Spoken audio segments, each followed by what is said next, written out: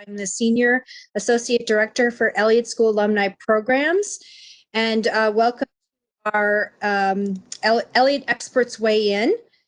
Even though we've coming to you from the Elliott School and we're calling it Elliott Experts, we have opened this series to the entire GW community, especially given its virtual nature. I mean, it doesn't hurt us to have everyone join us. So I know that we've had people from across the university and friends, alumni, students, and parents sign up for these sessions. So we're glad to have everybody join us. We have one more session that's scheduled, and I'm sure we'll have future sessions. But next Thursday, May 7th, we will also have Professor Maggie Chen online at 1 o'clock Eastern to talk about the global economic system in the age of coronavirus. So if you want to learn more about her session and to see past sessions where we've posted the recordings, please go to go.gwu.edu/ESIA Experts Weigh In. And there you'll find, like I said, the past sessions where we have recordings. We've posted them on the Elliott School's YouTube channel. And we're also going to be producing some shorter clips that people can view via our social media. So look out for those. Those will be coming soon. And we do have one additional session that we posted. We had a private board meeting last week, and 3 of our very high-level alumni also did a panel on the financial systems globally. And so that's a very interesting session for you to check out with alumni Julie Monaco, who is very high up at Citibank, Marshall Park, who's based in Europe, in London and Paris, and Steve Skanke, who's here in DC, but has worked with the Treasury Department and has had very high-level positions throughout government and can speak very intimately about how this pandemic is affecting our financial system. So that should be a very interesting session to check out. So now I want to turn to our session today. We're very pleased to have alumnus Jeff Lightfoot. He is a 2008 graduate of the Elliott School. He got his degree in European and Eurasian Studies.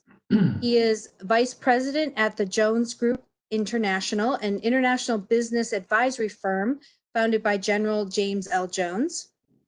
Jeff leads the firm's Europe practice and engages clients in technology, defense, energy, financial services, and law on international government affairs, business development, and formation of commercial partnership. He is also a non-resident senior fellow with the Atlantic Council's Scowcroft Center for Strategy and Security, specializing in transatlantic security, European politics, France, and Middle East security. So just a couple of notes before we start with Jeff. We have some questions that were submitted in advance, and while we're going along, if people want to, if they think of other questions, please feel free to submit those via the chat function. Only the host will be able to see it, which is Matt Donovan, my assistant director. He will relay those. So we will, when Jeff is done with his remarks, we will have kind of a virtual discussion with these questions. And then, of course, we're recording, and we will have that available afterwards. So with that, I turn it over to Jeff. Thanks, Elaine, very much for inviting me to do this. It's really great to see you again and to be able to do this virtually. I'm speaking to you from my house in Bethesda, Maryland, so not too far from the Elliott School. It's when Elaine reached out and asked me to do this, kind of with a broad prompt of topics I might want to address. My thinking was that it might be interesting to, and I understand that some of you maybe are on the line from Europe, so I'm really looking forward to the exchange part of this where you ask questions and we have a discussion. But to talk about what I see as in the transatlantic relationship right now, what I see in Europe, my own set of, frankly, concerns about what I see in Europe and in the relationship, and to make an argument that I think actually the alignment of interests that we have, and certainly of values, actually compels us to try to come out of this pandemic closer together rather than independently or working at cross purposes. And I guess I start with the proposition and a little bit of an anecdote from my time at the Elliott School, which is really about humility and not, that's how I'd like to frame what I'm saying. That I don't really know what's going to happen, and I'm certainly willing. This is being recorded, so everything I say can and will be perhaps used against me in the future. But it's an anecdote for you that kind of frames what I want to talk about. When I was at the Elliott School, I started, as Elaine mentioned, actually in the fall of 2006. I just graduated undergraduate at Indiana University. I was 23. I didn't know much about anything. And so you were a little bit insecure. And I remember our cohort, the European and Eurasian Studies cohort, was actually not that big. And it was fairly close knit because of that. And I remember somebody from one of the other cohorts was basically like, "Oh man, study in Europe? I mean, you know, it's so passe. It's like, what's interesting there? Isn't it kind of over?" And that was the prevailing assumption at that time, right? That the European Union and NATO had just enlarged and brought in Central and Eastern Europe. So finished business there. Russia was a messy partner, corrupt. They have a lot of oil and gas, and eventually they'll come around. China was an interesting strategic partner. The Middle East was messy, but it was a thing for us to sort of work on together, us, the transatlantic relationship. And of course, the NATO relationship was sacrosanct and unquestionable. Those were the assumptions that really governed our thinking at that time. And over the last decade, we've seen a gradual, I think, shattering of many of those assumptions, right? Like Brexit was certainly one about where the European Union goes. It's not necessarily always Europe that's integrating everybody else, but actually maybe other areas are starting to exert influence over Europe. Obviously, the American commitment to NATO, I think, actually remains stronger than might be always assumed if you look at support congressionally and in polling numbers. But obviously, we've had some rhetoric that's caused people to very much question that.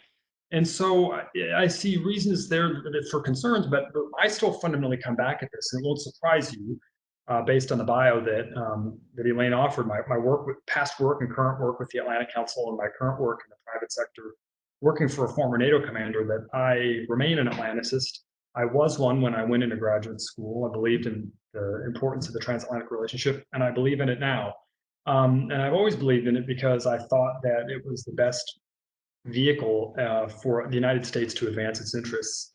We used to have a discussion at the Atlantic Council as we try to galvanize, which we would do there, public support around commitment to the NATO alliance and transatlantic partnership. I always remind people that the purpose of NATO wasn't to help Europe, because sometimes it could be seen that way when you'd be engaging European audiences. The whole purpose was to advance American interests and American security. And I frankly see a rationale for that now, more than ever before in light of this pandemic, because we're all going through a strategic economic shock together. Because I think we're facing a series of frankly borderless challenges and threats, which I'll talk about a little bit more, that actually don't isolate one country in the way that maybe missiles did in the 1980s, or Soviet tanks, that we're really all in this together. And so at the Atlantic Council, this 8 or 9 years ago, I remember sitting around, we would talk about the importance of the transatlantic relationship in the context of what was relevant then, which was Afghanistan, maybe fighting terrorism. And frankly, some of those arguments now might even sound almost goofy. We would talk about, well, the great thing about having a US force presence in Europe is it puts us closer to the Middle East for when there's an inevitable contingency there. Nowadays, that might not be a winning argument because nobody wants to go fight a war in the Middle East.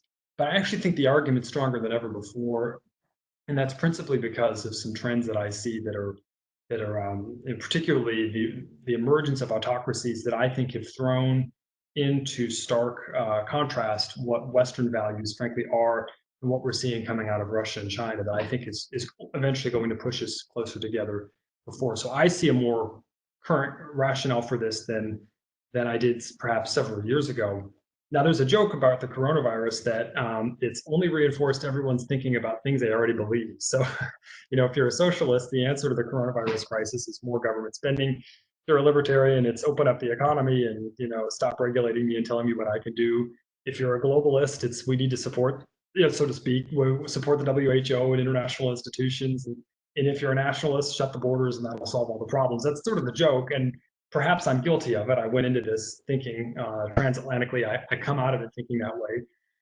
I've also heard this line of analysis that I think is compelling, that if you look at Europe and at the international system, generally speaking, you see in many ways a reinforcement of some of the big strategic trends that were already straining the international environment and to some degree the transatlantic environment. So the one of the trends that I really see that actually is my paramount concern these days when I look at the transatlantic relationship is what was identified in the national defense strategy that President Trump put forward. But I should say, not just in his national defense strategy, in the French white paper review, the UK white paper, everybody sees this within Europe, is a rise of major power competition, right? So this is the buzzword in international affairs these days.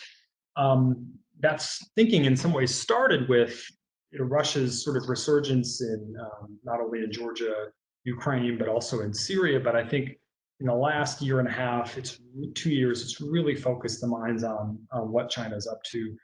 And for a long time, it was what it's doing in its own neighborhood, then maybe globally in Africa. And in the last year and a half, this is my second point, is people really waking up to rising Chinese influence in Europe. And it started to really concern me in the wake of the pandemic and how it's playing out. I was on a call a couple of weeks ago with some folks at NATO, and they did say, this the last year is when Europe's really woken to this. I think the European Commission has done some really good work, and some of the European states have taken some efforts to try to strengthen the resilience in the face of the Belt and Road Initiative and Chinese economic strategic initiatives to buy up either technology or strategic assets.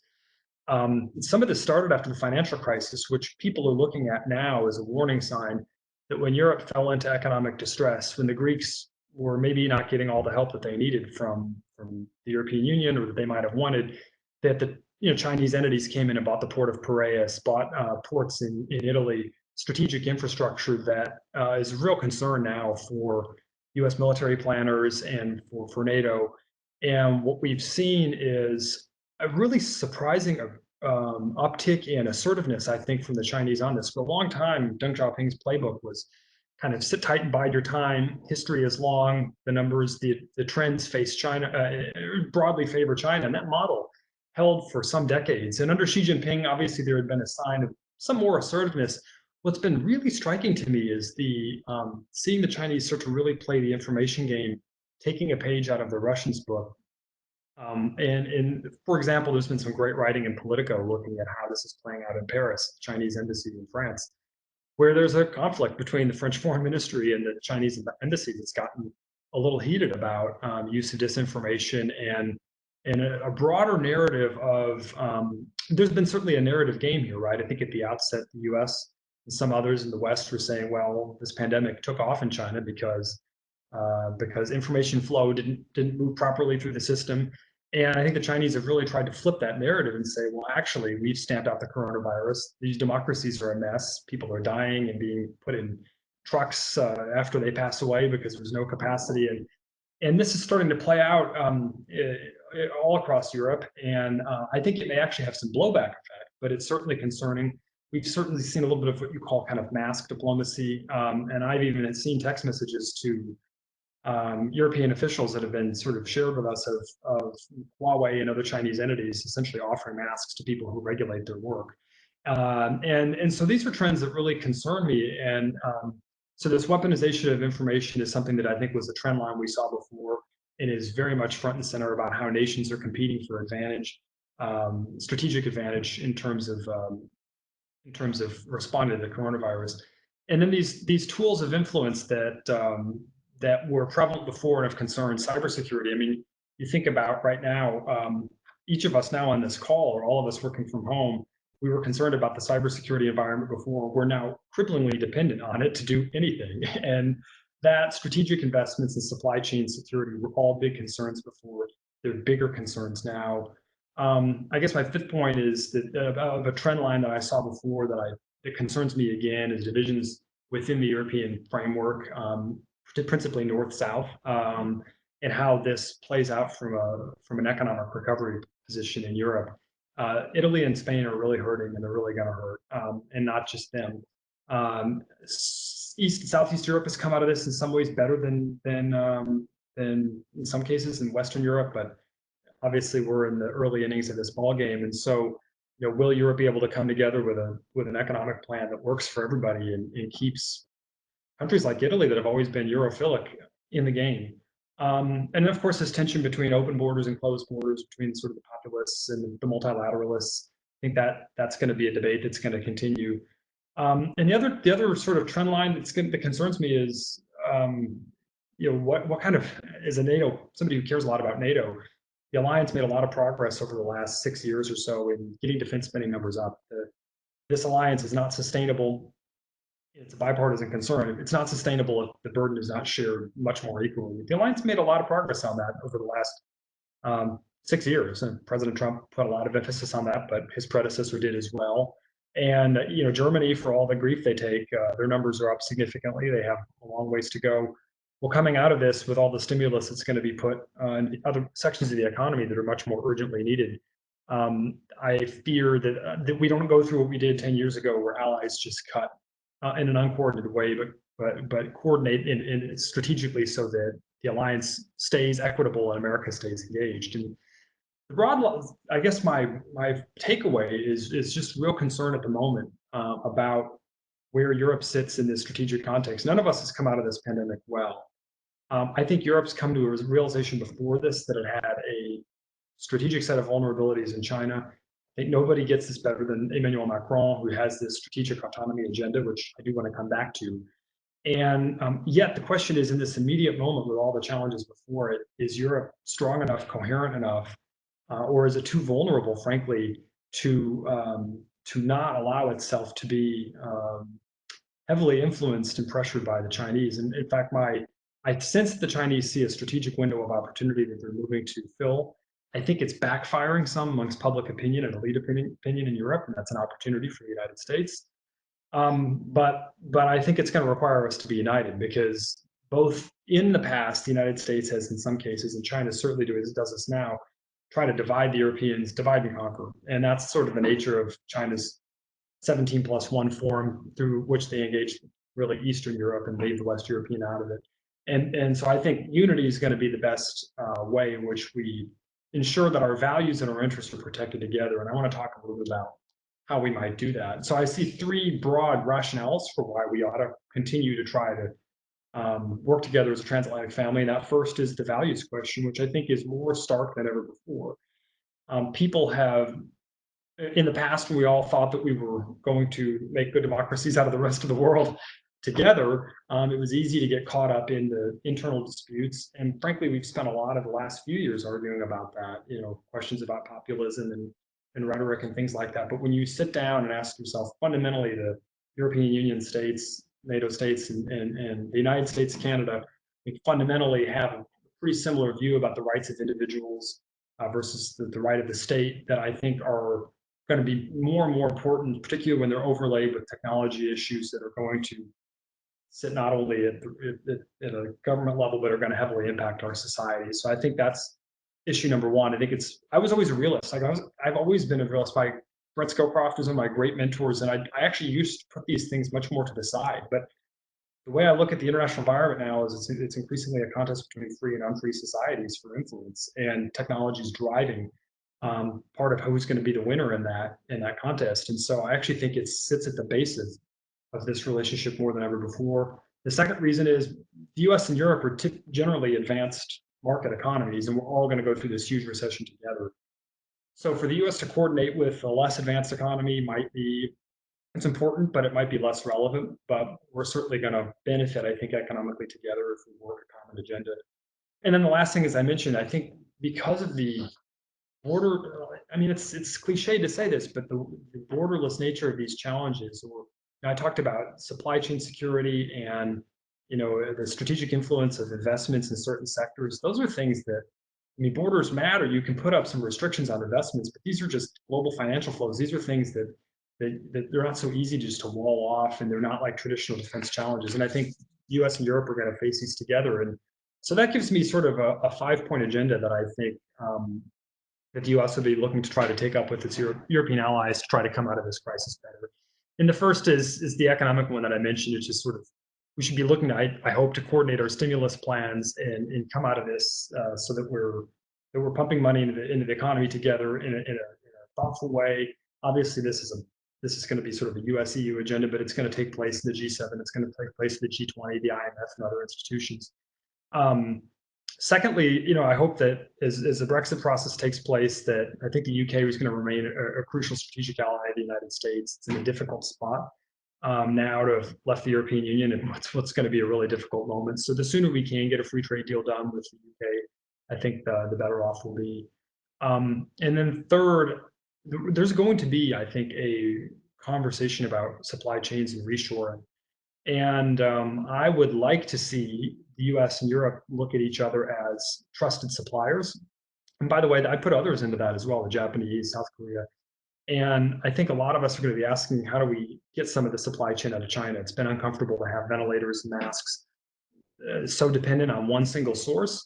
And as we do that, I hope that that's a project that we can do together, and that we can find ways to collaborate on that, and maybe even look at that in the context of trade deals that have been sort of stalled that might be renewed. The second point that's a little bit niche to the Atlantic Council, but I've really become a believer in, that I think could help on the economic and the strategic end, is working through this concept of the 3Cs initiative in Central and Eastern Europe. And it's an initiative that the US began under President Obama under a different name, and then under the Trump administration's picked up a lot of energy. And it's really a European-led initiative that the US has been sort of pushing from behind, led by Poland, Romania, Estonia. It really covers 12 countries in Central and Eastern Europe that are all EU members. And the idea is to develop Central and Eastern Europe's north-south infrastructure and energy, transportation, and telecommunications to try to catch that region up economically to Western Europe. And I think it's compelling because this is the area where you see the most economic growth year in, year out in the European Union. And there's a huge catching up to do from an infrastructure perspective. And this is an area that, frankly, I see the Chinese have targeted and is still vulnerable to Russian influence. So in terms of, kind of helping that region stay secure and really fulfill the promise, I think that the European Union made to those countries when they joined in 2004, I think this is a really good transatlantic project. The US is going to need new markets for energy with the energy crash. This is a big component of it that had a lot of the administration's attention. And so the US actually committed $1 billion to this initiative in February of this year at the Munich Security Conference through the new Development Finance Corporation that the US has set up to try to compete internationally on economic issues. And so I really hope that at the Tallinn Summit, which is going to come up in 3C Summit in October, the US will show a lot of leadership through the European Union. By the way, this is not a Eurosceptic thing. The European Commission's been part of this. I think it's a really great vehicle for the US to exert influence in a place that's really needed. The third thing that I think is going to be critical coming out of this is for the US and Europe to secure the 5G future. This is something that we work on a lot in my company, that we're very passionate about is the revolutionary impact that fifth generation wireless technology is going to have in unlocking the Internet of Things. And 5G is not really about, it's not important in terms of giving you faster Netflix download speeds. It's really important in terms of enabling, factories, industry, massive data flows that will really support the industrial economy and could have a huge impact economically, particularly for countries in Central and Eastern Europe, for example, that are looking to really catch up quickly to their Western European counterparts. The big challenge here, of course, is that Huawei is the dominant player in this, in part because they've actually been extremely successful as a company, but they do have predatory marketing practices through subsidies that it's been a real challenge for Nokia, Ericsson, Samsung, and some of the other democratic competitors to catch up. But I think this argument is starting to win the day in the European Union, and it's starting to be more prevalent within NATO and some other structures as well. But allies are trying to ask themselves, what do we do? Because we're not able to compete on price. So what are we supposed to do? And I think there's a means here for a transatlantic project, perhaps again through the Development Finance Corporation, to help provide that early bridge financing that helps Ericsson, Nokia, Samsung, and others be competitive in the pricing domain, so that 5G supply chains and networks are secure from autocratic influence. The fourth is a little bit maybe controversial for an Atlanticist like myself, but I do think the US can do more with the European Union. There's been some Euroscepticism that we've seen. And actually, I think I come at this, I've always believed that the idea of European strategic autonomy, if done right, could be a good thing. The idea is Europe's able to take care of some of its own business and isn't so reliant on the United States. And for a lot of the Atlanticist community, this idea is very controversial because it it implies a decoupling of the United States and Europe. This is a debate that goes back to Madeleine Albright's days when she warned about decoupling, discrimination, duplication of assets. That was sort of the warning sign back in the Clinton administration when Europe was talking about this. And the US has never really gotten comfortable with it.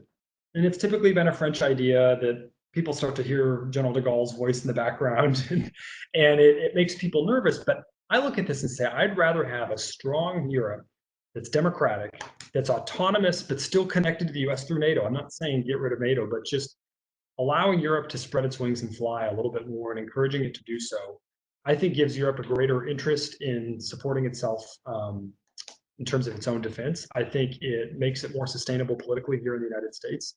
And I would rather have a strong, autonomous, democratic Europe than a weak Europe that's totally dependent on the United States, because I think that's going to value us more in a global sort of competition with autocracies for influence. And I think it's beneficial when we come to agree to things, even if we look at them from a different angle.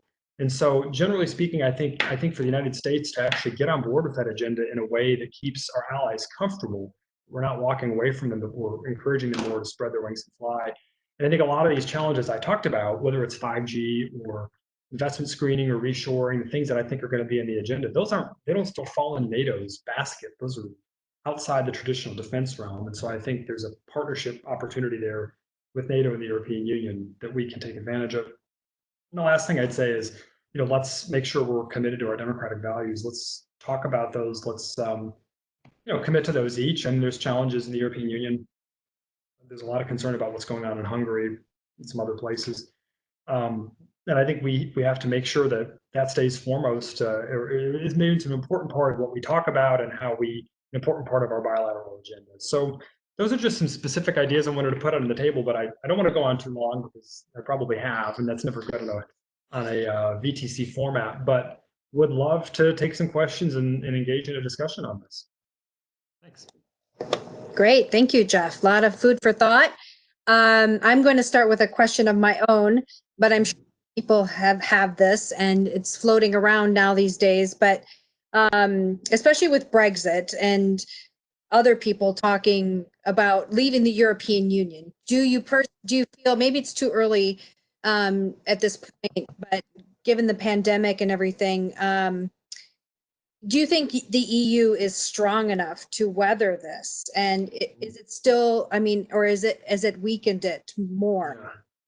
Well, if for those of you who haven't seen it, the Financial Times did a really extensive interview with President Macron in France, who really came out and said this is a moment of truth, and that the Italians in particular were really suffering, who had been pro-EU very much so, but that there was a really growing sense of abandonment and resentment, and that in this there was a debate about whether debt could be shared or there could be different instruments to help support these countries that are going to run massive deficits that go far beyond. And in Italy's case, could be dangerous because of their existing debt levels, which are already really high. And I would say this: I think the European Union's proven itself to be more solid in the past. For example, even in the Brexit process, I think the UK fundamentally miscalculated that they could split allies from each other. And what they found is a pretty solid wall of countries that realized that their interests were best served in rallying around each other and actually backing Ireland in some of these contentious disputes. And I don't think the UK came out of that looking like it was really a great thing to go through the Brexit process. It looked complicated, painful, exhausting, distracting. But I think Macron's point is that, sort of maybe to my very first point, assumptions must not be taken for granted, and that this is a challenge that this region has not seen, I guess, since World War II. It's seen some big challenges, and I wouldn't want to minimize the constant challenge that took place in Eastern Europe, in the throughout the Cold War period, for example, or other moments. But this is right up there, and so. When we've had these great challenges before, they are moments that forge change. Could be good or it could be bad. And so I think it's really up to the leadership right now. And I'm a bit of a Francophile, and so I'm guilty as charged, but I am impressed with President Macron. I think he's got the right idea, the right vision. It's perhaps slightly self-serving because I think it's the countries that have the most to lose economically, the Germans, the Dutch, some of those others that are going to be in check writing form that are most concerned about how this plays out from a financial perspective. But I actually think the U.S. has an interest in this, by the way, and we've waded into these debates with varying degrees of success. President Obama was much more active than President Trump in shaping European Union discussions on this. I'm not sure how welcome current American intervention would be, but President Obama weighed in on a couple cases encouraging solidarity with Greece, the Eurozone crisis. Weighed in, asked the Brits to stay in, which I don't think was probably helpful in that context. But I actually think the U.S. I think the U.S. has a right to have an opinion. I think the way you articulate that is poor, but at the end of the day, we're the guarantor of Europe's security. That is a fact. And so I think we have a real interest in, to this point that I made at the very outset, why am I an Atlanticist? Because twice during the 20th century, this country realized it was a lot more expensive, a lot more costly to get involved in Europe's geopolitics than it was to just stay somewhat passively involved and present as an actor. So we have that structure today, and I think the U.S. ought to be able and willing to share an opinion that we have an interest in a strong European Union that stays united. Because I think a fractured European Union where each country is on its own is going to be prey for others and is going to be a lot less useful as a partner, a democratic partner. So I hope that it stays together. If I had to be a betting man, I think they'll come out of this okay, because I think the interests are going to be significant for countries to stick together. But my concern is that immediate, what as I kind of articulated that, not that, by the way, when I talk about China, not that they're going to come and take over Europe, but my concern is China going to be able economically to separate politically the United States from Europe on issues that are core to China. For example, China moves on Taiwan, or which would be a real catastrophe, or took some other provocative actions in East Asia that really matter to them, but really don't strategically matter to Europeans other than a values perspective, that they don't say anything because they don't feel that they can. And because we want allies that share our view of the world to be on our side. And I'm concerned about this dependency economically that I'm seeing and how that's going to play out. Yes, I would agree with you. I would hope that that this crisis, but even the Brexit issues and other things and like the migration issue, that could recognize the problems and try and fix them and become stronger out of it rather than just kind of dissolve. Yeah. So we will see. We will see indeed. Yeah. I have a lot of different kind of topics here, but trying to go with kind of what's related to what we're talking about. Can you talk a little bit maybe about what countries in Europe the U.S. could look to as a model of successful mitigation and reopening? I know that we talk a lot about Germany. Sweden has got a completely different tack on things these days. I don't know if you have any more insights on maybe those or other countries. Sure, actually, a very personal one. So behind me, you'll see a crystal cabinet. That's our wedding crystal. My wife is from Slovakia, and so that's Slovak crystal, handmade from Slovakia. It was given to us by some family. My wife is from over there, and I've been really impressed. I love Slovakia. It's part of my family now, but I also would be the first to tell you some things work well over there, some things don't work well over there. There was an article in Bloomberg written about them yesterday. I saw a Slovak member of parliament who was their ambassador to NATO was tweeting about, and it basically said they're like one of the very best countries in the world, in Europe, and really in the world, and how they've handled this. And it was interesting because from their perspective, they looked at it and said, we absolutely cannot afford to have our public health system overrun by coronavirus cases. It's just the infrastructure isn't good enough. So I think maybe there was a lack of confidence in their system spurred great action and activity. And what was remarkable is the government changed. They had an election and then a change of government in the midst of the pandemic. And so the outgoing government, and they did their like passage of power or transition, all of them are in masks. And the government gives its first press briefing. I haven't seen any American officials wear a mask. It's amazing, these governors. And I think it's like not macho and cool, or I don't know what it is that American politicians feel their faces need to be seen. And every time you see a Slovak in a meeting, they're in a mask and it's mandatory. And I was just impressed in a way that a country where people don't want to be really told what to do and are skeptical of power because of history of communism just kind of got on board and got in line. And I think it's a real relief that Central and Eastern Europe, to the extent that I can tell, maybe there's some outlier cases, have come out of this in decent shape. And I don't know exactly why that is. If it's that those countries are not as maybe connected to mobility as Germany, or well, Germany's handled things well, but France, or what it is that really drove the fact that Central Europe seems to have come out of this in the first instance better than Belgium or Spain, Italy. I'm not quite sure why that is. That Germany, what seems to be compelling is a lack of deaths, and they do seem to have handled things well. I haven't studied that really closely, but it was the Central Europe example that really stood out to me as a positive one. Great, thanks. Sorry, I realized I had myself muted. Shifting a little bit, especially when you talked a little bit about Middle East security and such, how do you anticipate Iran's ongoing response to the crisis, if that will escalate or impact US-EU relations? Of course, we're hearing a lot now, just even today, about Pompeo and trying to work on the nuclear agreement and sanctions and such.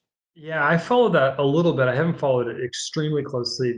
I think that that's tough. The Iran deal was very special for Europeans because it was really the EU's sort of landmark achievement in foreign policy. And so there's a lot of, when President Trump announced that he was going to leave, it was personal it felt like a personal repudiation. And I think that's created a lot of ill will, desire to try to, I think people didn't want a major confrontation on it, but it certainly was taken really badly. And I think now you've seen the administration try to push for kind of a ratcheting up of pressure by saying, well, actually we left it, but we're still in it, which is a little confusing. And I think we'll have to see. I think the allies are going to want to try to not make this a major point of contention, but I also think are annoyed by the way this process is playing out. And so I don't know exactly how. I think you're going to continue to see this maximalist line from the US. It doesn't seem to me that the alternative structures the Europeans have tried to set up for, I think it's called Frontex, for payments exchanges has been terribly successful as a workaround, because I think the American financial system is still pretty predominant in that regard. It seems a little bit, it's an issue that strikes me as, it's important, but I would put it as frankly secondary. Okay. The raw nuclear, I mean, if I were to look at the things that really concern me right now, this is the raw nuclear, I wouldn't want to diminish that, but I think there's more immediate concerns, obviously domestically, internationally, and so I hope this doesn't become another flashpoint. I can tell you, I don't think the Russians and Chinese are going to look to make life any easier for the U.S. in playing this game. I have understood that there may be some exports of weapons from Russia and China to Iran that are a source of real concern, and that I think are an interest for the U.S. and Europe together. And so it's going to require some creative diplomacy, because I'm a little confused as to how I'm not as well briefed on this as I am on some of the other issues, but I'm a little confused as to how the administration is actually looking to what they're looking to achieve, and do they really think they can get consensus internationally, even if they got the Europeans on board? Where are they going to get with Russia and China, who aren't looking to play ball? So I do think it's possible we'll see more confrontation in the region. The president's made some statements about Iranian swarming of U.S. ships. I have wondered a little bit if some of our adversaries or competitors are looking at the state of the U.S. Navy and asking if it's fit to fight. The coronavirus questions, there's been a little bit of concern I've had about just, are U.S. forces ready, and is that going to be tested? It's moments where people wonder if you're able and willing to act, that's when sometimes confrontations take place. And so I think President Trump was trying to signal very clearly these are the red lines, and he's now drawn that line, and I think we'll feel compelled to stand by if there is some sort of situation. So that could get uncomfortable and concerning, to say the least. Right. I do want to remind everybody who's participating that if you have any questions, please feel free to enter them into the chat. We want to hear from you as well while we're discussing here, especially if something comes to your mind. So shifting gears again a little bit, I don't know, again, how much this might just be more kind of like your personal thoughts on it, but what might a resumption or an increased delay in resuming many commercial transatlantic flights look like? Should Americans expect to be able to visit Europe easily anytime soon? I did just happen to hear this morning on the Today Show that they were talking, they had a travel expert on, and they were saying that it might be 9 months before international travel would come back to kind of what we'd seen. I mean, obviously there will be certainly, I think, some people that will venture right away, you know, I don't, for business purposes or whatnot, but I don't know if you have any thoughts on that. That's a really good question. I would say from a policy perspective, I think people are going to look for and want reciprocity and some coordination that takes place privately before it's put out publicly. And, I think it's obviously, you just don't want to have a situation where you have travel bans here and not there. And this was even long before the pandemic. There was, I think, talk of Europe putting up some sort of requirement where you'd have to sort of pre-register in the same way that Europeans do when they come here, just because it's reciprocity. That's the way it goes. And so I hope that that's coordinated, because obviously the business, personal, there's just a ton of transatlantic travel, and you want to give people notice and not have your allies feel like they're blamed or whatever. I just don't think that's good politics. But personally, I really don't know. It's actually funny you mentioned that, because I've heard a lot of different things where, as a business, I was really funny, right before the pandemic broke out in early March, we were just about to go to Romania as a business. And at the very last second, the government was like, things are pretty bad here. And we knew they weren't good. And it was just a sense of dread that was starting to fill up each day, because we had, important meetings we really wanted to have. And then you didn't want to be the one to cancel those. They didn't want to cancel on us. And fortunately, the day we were going to leave, finally, we just were able to be candid with each other. and ever since then, there's business that remains, and we're all trying our best on video conference and from a business perspective, but you can sort of tee things up, but to do it commercial transaction, you really want to do them face to face. And how do you do diplomacy when you can't travel? I think it's challenging for our officials to be doing virtual meetings and things like that. And it's tough even for my own family personally, because we've got family over there and we don't know when we're going to be able to see them. I could imagine a situation where it opens up in the summer, but you might have to spend, I could imagine we have to spend 14 days maybe before you mix, but or you could risk getting stuck that was one of the concerns that we had, was you just go over and maybe you can't come back, or have to come back and sit in quarantine for 14 days. So I think in the summer you'll start to see an uptick on this. I'm no expert on this at all. I hear that it's likely that maybe there's an uptick again in the fall, and maybe we go through multiple rounds of this. So, and then the other question is, there has to be capacity, there has to be flights, there has to be an economic rationale for these airlines to have enough planes up and running, and crews and things like that. And so I think it's going to be slow for the tourist season, for sure. And I think it's going to be brave business travelers. And I think there ought to be probably some requirements for masks. Perhaps the airplanes provide them, so everybody has a quality mask, and it's like, this is what you got to do to get on an airplane.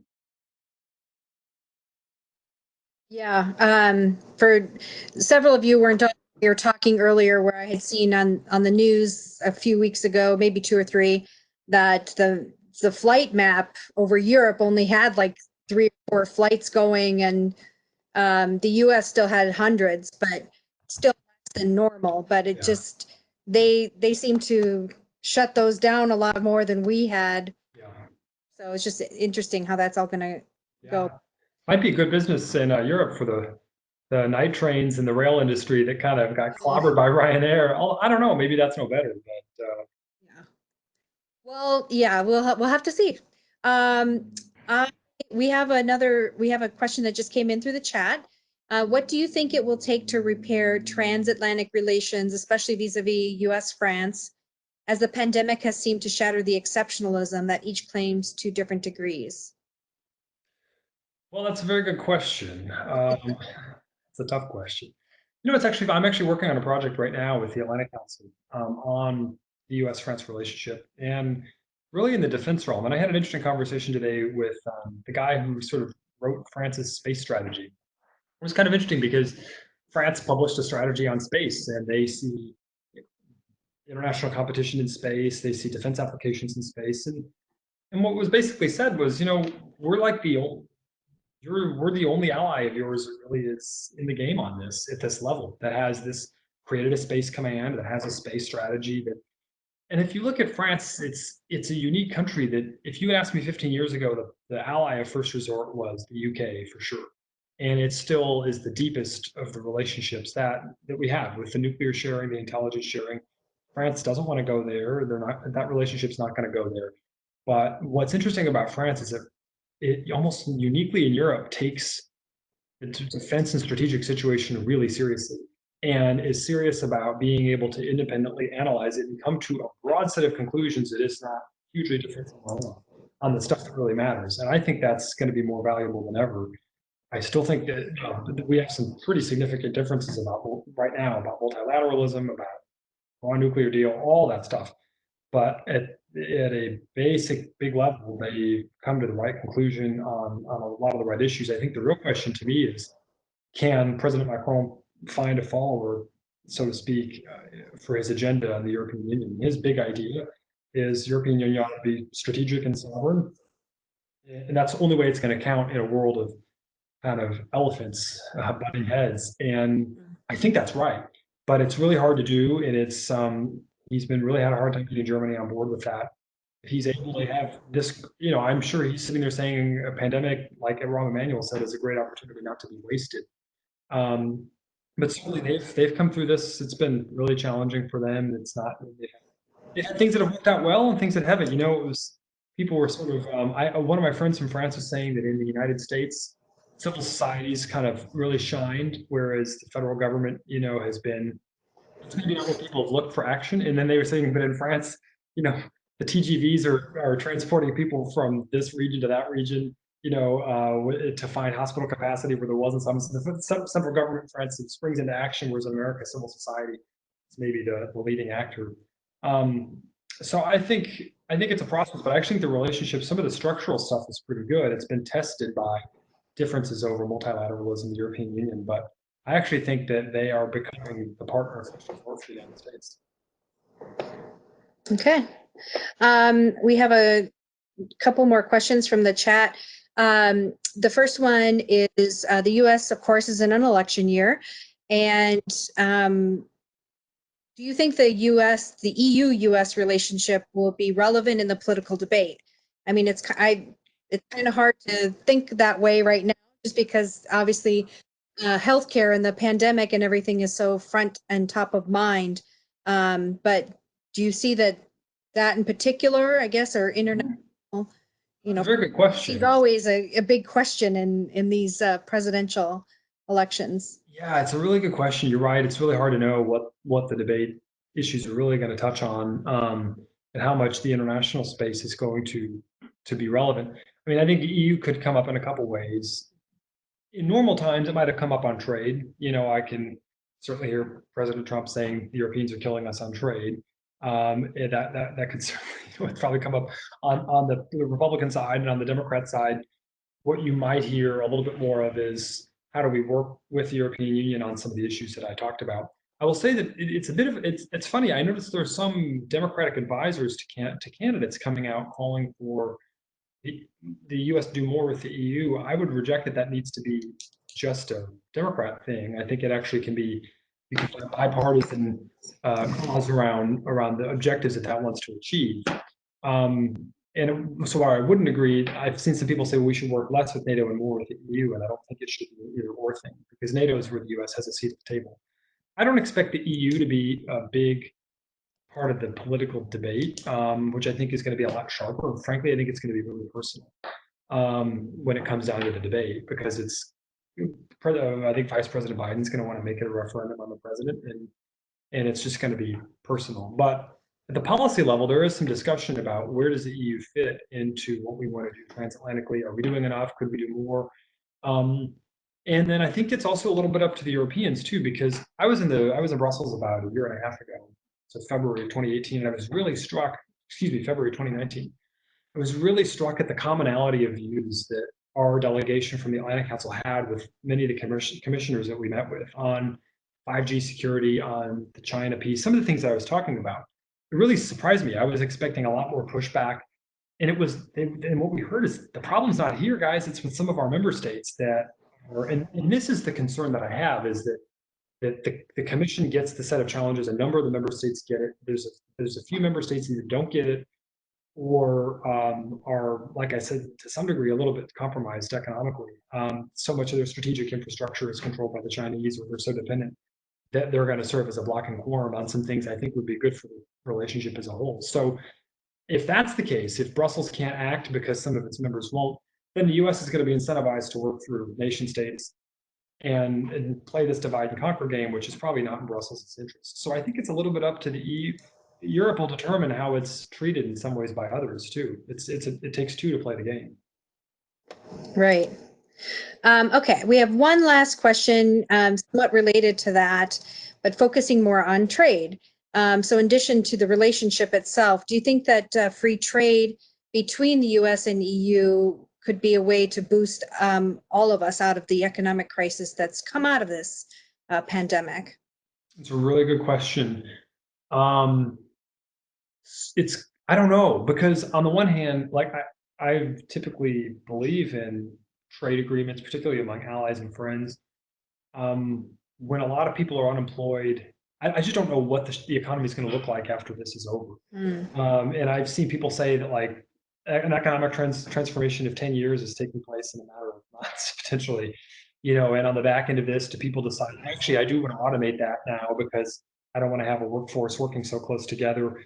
And suddenly we've got the thing that we thought would take place in maybe 10 to 15 years takes place in 2 to 3, with a radically transformed economy, where it's going to be really hard to talk about a trade deal, or any trade deal has to get into it now. It's not just about goods; it's a lot more about data flows, and so I think a couple things. I mean, I hope that we come out of this with a closer mindset on the stuff that matters technologically, because we've had a lot of fights about Google and Facebook and regulatory stuff that are important, and I actually think the Europeans are leaders on the privacy stuff, but there's I think a bigger set of concerns that are much more concerning to me, that I think we have an alignment, and I hope we get there on those issues. So that's going to be an important part of trade. And then on some of the things with some of the tariffs on automotives and stuff, I hope that I hope we don't go down that direction, because I don't think it's really productive.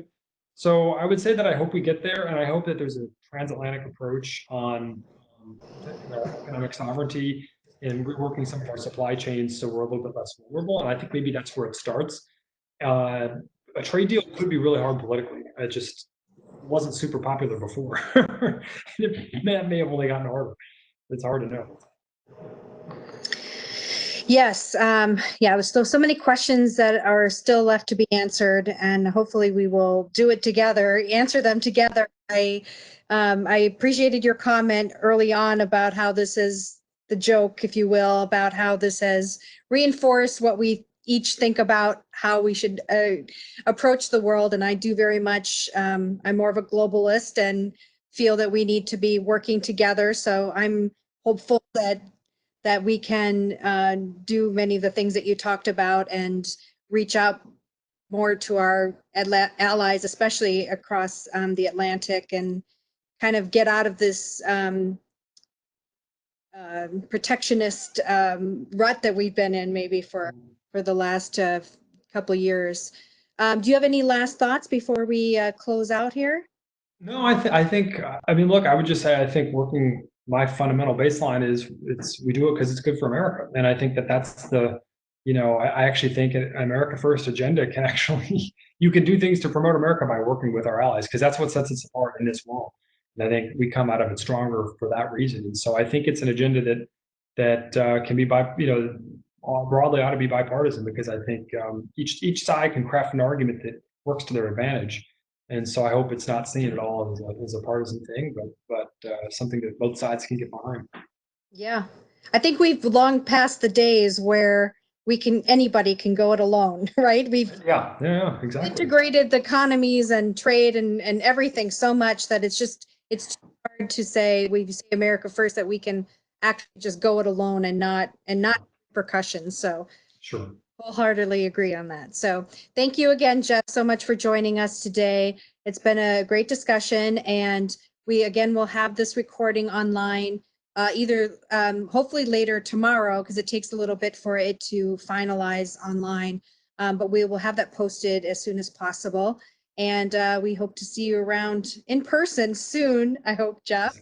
Likewise. And I hope you and your family stay safe and healthy, along with everybody, all the attendees as well. We want to try and get over this as quickly as possible. So as much as we can do to help, that'll speed things up, I think. So thanks again, and I hope everyone has a good afternoon or evening, depending on where you're coming from.